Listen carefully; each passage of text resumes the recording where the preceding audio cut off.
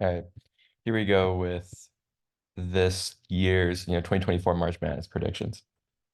UConn Stetson, everyone seed's gonna win. I know Purdue lost last year. I know Virginia lost to UMBC, but everyone seed's winning, especially UConn. FAU Northwestern, as a Northwestern homer, it really pains me to pick FAU, but they're returning everybody from their run last year. Northwestern's facing injuries and already I think is slightly overseeded as a 9 seed. So I see this one. I see FAU taking this one. San Diego State, UAB, San Diego State was the runner-up last year. This UAB team kind of snuck in, kind of stole a bid. I'm not a particularly big fan of either of these teams, but I see San Diego State taking it. Here we go, Auburn versus Yale. Yale led by Danny Wolf, went on a buzzer beater against Brown in the Ivy League tournament to make the big dance. But this Auburn team is criminally underrated. They remind me a lot of UConn last year, where they're this 4 seed that's super underrated, that is, picked to win the championship way more than any other 4 seed. And so I see Auburn taking it. I think if Yale and UAB were swapped, I might pick Yale over San Diego State. BYU Duquesne. So fun fact, BYU is actually a 5 seed, but because they can't play on Sunday, they got bumped down to the 6 spot, and then they swapped BYU and Gonzaga. Um, with that being said, Duquesne, not a big fan of theirs. So I think BYU's taking it. They've got a deadly offense. They transitioned to the Big 12 too, so they've played against really, really good teams all year. And I think that's really going to come up in March. Illinois Morehead State. Illinois is so good. They got Shannon, they got Hawkins, they got Damask. They have Dane Danger, who would start on a lot of teams and yet is coming off the bench. Um, they're so strong. They're so good offensively. Gotta take Illinois. Washington State, Drake. I'm picking the Bulldogs. This is not an unpopular pick. Drake is actually favored in this game. This Washington State seems pretty good, but the Pac-12 isn't good this year at all. It's really Arizona and nobody else. They were ranked there for a little bit. They had a hot winning streak, but they've gone cold ever since. So I think this Drake pick is what I'm going to go for. Iowa State, South Dakota State. Iowa State is the fourth best team in the country. And I think pretty clearly the fourth best team in the country. With this East region, I truly believe there are 7 teams that can make it out of this region in UConn, FAU, San Diego State, Auburn, BYU, Illinois, and Iowa State. They're also good. Iowa State's so deadly. They just smoked Houston.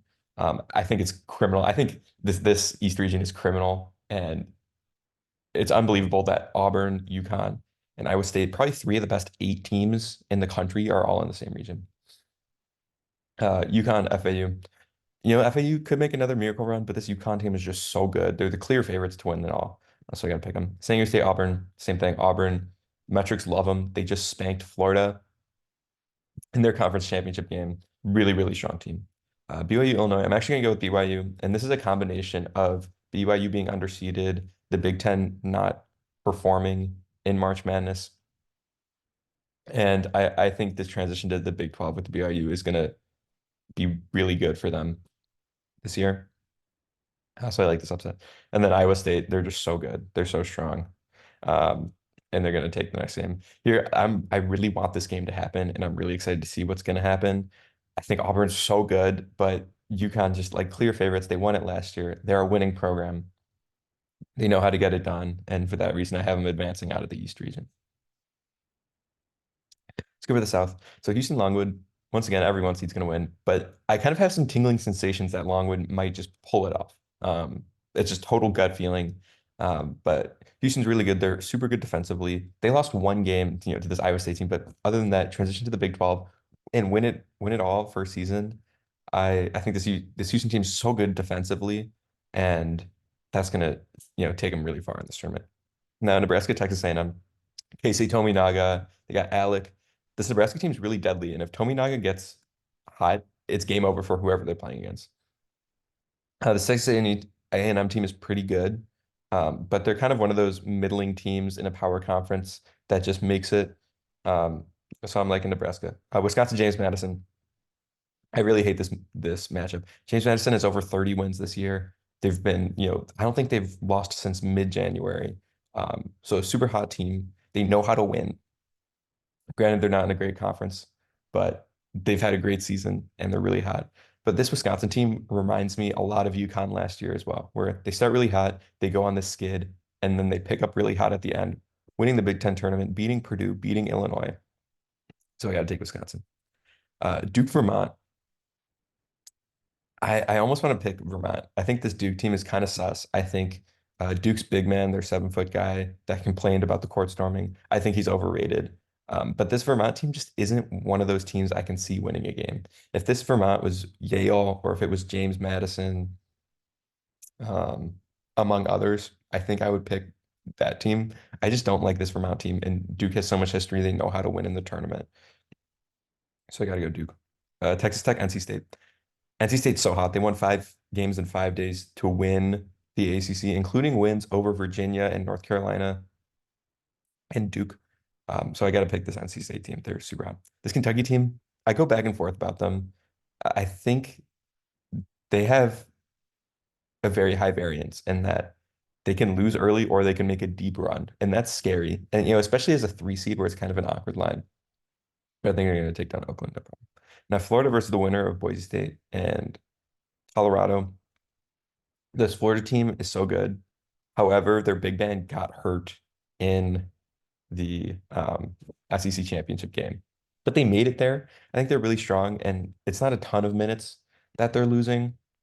So I think they can get past this first game. Marquette, really the big question with Marquette is Kolek and if he's healthy and how healthy he is.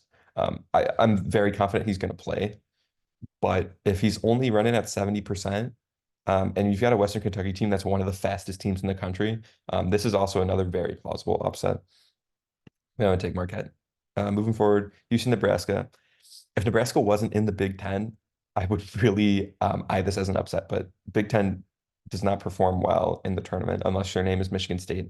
And this Houston team is so good defensively that if they can stop Tominaga, Nebraska's going to kind of fall apart. And there's no team I think is better equipped to stop Tominaga than Houston. So I'm going to take Houston. I mentioned this before. I think Duke is kind of sus, and Wisconsin is one of the hottest teams in the country. They are in the Big Ten, so they kind of have that going against them. But they're one of the hottest teams in the country. I'm taking Wisconsin. NC State, Kentucky. I'm going to take NC State. They're super hot. I think this Kentucky team, they can score 100 points on any given night, but they can also allow 100 points on every given night. And when you've got a team that's super hot and is going to come off momentum off of beating a lot of really good teams as of late, I'm liking NC State. Here, Florida, Marquette, they're both dealing with injuries, but this Marquette team without Kolek is still good enough to beat Florida and to beat Western Kentucky. So I'm going to take Marquette. Um, Moving on here, this Houston, Wisconsin. This is really tough. This is also a game I really want to happen. I think this is kind of where Wisconsin's run and their Cinderella story runs out. So I'll take Houston. Likewise with NC State. I think they're going to win 2 solid games, but Kolek and the rest of the squad he's got around him, I think are just too good. And then this is, I think, when Kolek not being at 100% is going to cost Marquette, and I think Houston's gonna move on. Here you go in the West region. UNC's going to win. They're not deserving of a 1 seed. Mississippi State, Michigan State. Mississippi State is a great defensive team, one of the best in the country. They just really know how to get stops when they need them. Michigan State, they're led by Tom Izzo, and it's Izzo's son's last year on the team. They've got Sissoko. They've got a lot of great guards. The backcourt's great. And it's Izzo in March, and you can't bet against Izzo in March. So I'm taking Michigan State. St. Mary's Grand Canyon. Once again, this is another 12 seed that I think is really good. They received votes. I think they're also right around a 30-win season, which is unheard of. But this St. Mary's team is really hot, and it's unlike other St. Mary's teams in the past. They got my boy Marshall Lones on the team, and I see them moving on. Alabama, Charleston. Alabama, I think, is a lot like Kentucky, where they can score 100 points and they can allow 100 points on any given night. And I don't think that's conducive to having a deep run in the tournament. With that being said, I think they'll be able to skid past Charleston. Clemson, New Mexico. Now, this is the big talk of the town. New Mexico's actually favorited in this game. They just won the Mountain West. They're a really hot team and they're a really good team. And for that reason, I got to take New Mexico over Clemson. Baylor, Colgate. This Baylor team is really solid. And Colgate, they're not like Colgate teams of the past where they shoot like 40% from three and have upset potential. I want a big Baylor. Dayton, Nevada. Now, this is another close game, and I think this game is going to come down to who has the best player, and that is Dayton with Holmes, who is probably a top 10 player in the country. And when you have that, and it's a pressure game in March and it's the last 5 minutes and you need that go-to guy, Dayton has that guy in Holmes. And so I see this Dayton team in this matchup. Arizona, Long Beach State. Um, Arizona, they get the Caleb Love transfer. They still have Ballo. This Arizona team is really, really good. Long Beach State has one of the best storylines in the country where they fired their coach before their conference tournament. And then he goes and upsets the best two teams in their conference to get a bid into March Madness. And Long Beach State, I've seen them play in person in previous years, and they were always a deadly team that I did not like. UCLA would always schedule them as kind of one of those cupcake games in the beginning of the season. And they were always some of the most heart-wrenching games. So I would not count this game out as a Long Beach State upset, but I think Arizona's just too good. Like Caleb 11 Ballo alone should be able to take care of Long Beach State. Moving on, UNC Michigan State. I got to take my boy Izzo. I think UNC is suspect as a 1 seed, and you have Izzo in March. You have his son. It's his last season. I think this Michigan State team is going to be firing on all cylinders, and I see this upset happening. Now, St. Mary's, Alabama. I like St. Mary's. They're a strong team, and this Alabama team is a little suspect, and so I see St. Mary's moving on. Now, New Mexico, Baylor. I got to take New Mexico. I'm a firm believer in the New Mexico Cinderella story run. This Baylor team is really, really solid. But this is when, this is going to be the region of madness. And so I see New Mexico. I think they can upset Baylor. I think they can do it. Dayton, Arizona, you have Holmes, but you've got Ballo and you have Caleb Love. I think this Arizona team is good. And this Arizona team I actually see moving on and taking the region. Um, Now this is gonna be a good game. I see St. Mary's taking it though. Um, I see Izzo making some noise here, and then maybe they're so excited, and the St. Mary's team is good. They won the West Coast regular season and the conference tournament. They're not one of these like kind of sketchy St. Mary's teams. They're really hot too, coming off wins. I see them taking it, but then Arizona, I just think they're the team that's going to make it out of this region. Unlike the East, this region has Arizona, Baylor and UNC can make it out of the region, but I don't see Alabama. I don't see St. Mary's. Um, I definitely don't see Clemson. Like Dayton, Holmes is good. I don't think he's got enough backing him up to do it. So I really think there's only like 3 teams that can make it out of this region. Moving on to the Midwest. I know Purdue has lost to like the 13th seed, the 14th seed, and the 16th seed in the last 3 years. This team is way different than previous Purdue teams. What gated Purdue in the past is that teams could double Zach Edey and they didn't have enough spot up shooters um, to counteract that. But this Purdue team is really good from the 3-point line. And when you have Edey, who's the best player in the country, I don't think this Purdue team is going to have the same fate as teams in the past. Utah State, TCU. I really want to take TCU. I really want to take Utah State. Sorry, TCU is once again kind of one of those middling teams from a really good conference.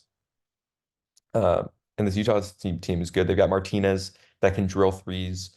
They've got this kind of nice style to them. TCU is just big favorites. They're 3.5-point favorites. And when you're favored by that much in this 8-9 game, I think you gotta take TCU. This is my favorite quadrant of the whole bracket. I truly believe any combination of teams here can make the Sweet 16. Um, Gonzaga, they find ways to win, and they're a solid team. They just seem to win the games they should win. And, like St. Mary's was kind of the only real team that they've lost to since January. But that being said, McNeese is a really good 3-point shooting team. They force turnovers. They've got 30 plus wins. They're, one of those teams that is just primed to make a run at March Madness. I'm taking McNeese. Now, Kansas Stanford. Kansas is dealing with injuries. Hunter Dickinson's not going to be at 100%. They just announced their other starter, I'm forgetting his name, is not going to play in the tournament. And Stanford presses basically the whole game and is once again one of those. When you look at upsets, you got to look at turnovers, you got to look at offensive rebounding, you got to look at 3-point shooting. And especially when you're playing hurt and Kansas does not have a deep team this year, I'm going to pick Stanford to take it. Now, South Carolina, Oregon. I really want to take Oregon. I think the South Carolina team is not good. The metrics hate him. However, despite the metrics hating him, they keep finding ways to win. And against a weak Pac-12 team, Oregon only made it because they won their conference tournament. I'm gonna take South Carolina, and I'm gonna cringe while doing it. Creighton, Akron. So Akron only made the tournament because the Kent State guy fouled. Akron had the ball with 10 seconds left, and they were down one. And the Kent State guy didn't know the situation, intentionally fouled him. Akron made both free throws, and that was the game. So kind of fun story how they got here. They don't deserve to make it.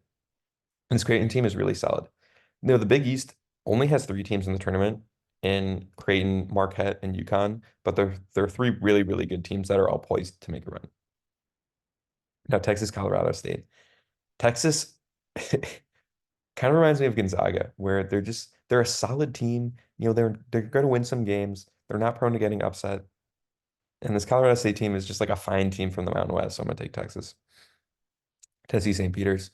Um, if you're thinking, oh, St. Peter's had that run last year, or was that 2 years ago? But they had a run in the past. They're poised to do it. St. Peter's cleared house. All the top guys transferred. Their coach left. This is not a St. Peter's team that has anything to do with the team that made the run. I think it was 2 years ago. So I'm gonna take Tennessee. Tennessee also with Connect. Connect is I would say a top five, top 10 player in the league, and they've got a great defense to support him as well. Just a really, really great team. So I see Tennessee taking it. Purdue TCU. Once again, Purdue is way different than in previous years. And neither of these teams are particularly great.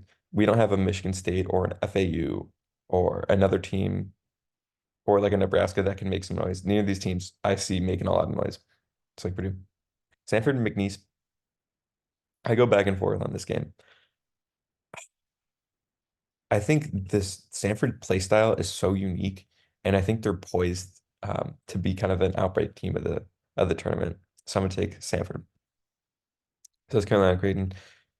This is when South Carolina ends. I already want to pick them losing this game, and so they're gonna have a tough time beating Oregon. And this Creighton team is a hot team. They're good. The Big East is a good conference, at least the top half. I think St. John's got snubbed. I think there was a debate if Seton Hall should have made the tournament. Something Creighton. Texas, Tennessee. I really like this Tennessee team. I think they're so good. I'm gonna have them over Creighton as well. Connect is unbelievable, and they have a full team. They've got a host of shooters. They got a host of big men. They're really defensive minded. So I see Tennessee taking it. Purdue, I think, once again, if like history is repeating itself, this is a game that Stanford could win, and make it to the Elite Eight or McNeese, frankly. This is also, if Purdue didn't develop its 3-point shooters and didn't pick up a transfer, I could see that happening, but this Purdue team is so strong. I think Zach Edey is so tough. And this is our final four.